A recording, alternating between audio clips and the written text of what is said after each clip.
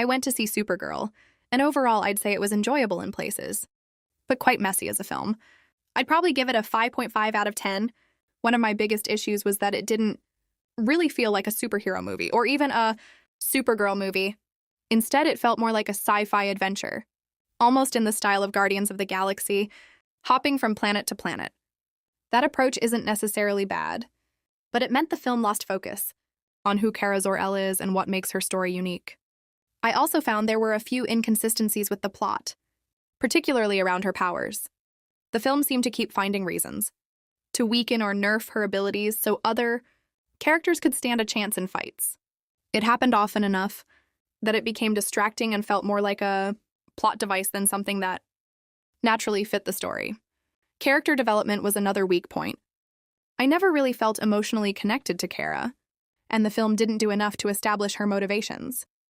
Her journey from being fairly selfish to becoming more heroic didn't feel earned, so it was difficult to invest in her as the lead character. Krypto was another disappointment. He's barely in the film, so when moments involving him are meant to carry emotional weight, they don't really land because the relationship hasn't been developed enough. For me, the standout character was Lobo. Played by Jason Momoa, he brought plenty of charisma and was entertaining whenever he was on screen. That said, I actually wanted more of him.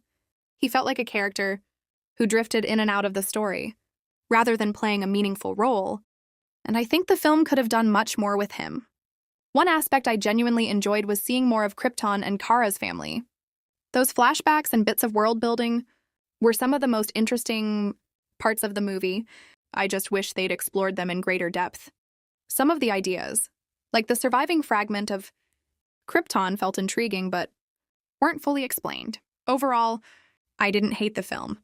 There are enjoyable moments, interesting ideas, and a few standout performances. I don't think it's a disaster for the new DC universe under James Gunn, but it doesn't quite hit the mark either.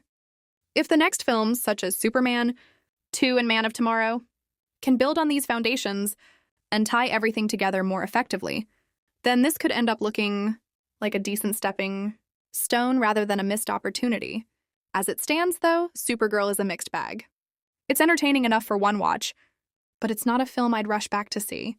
Final score 5/10.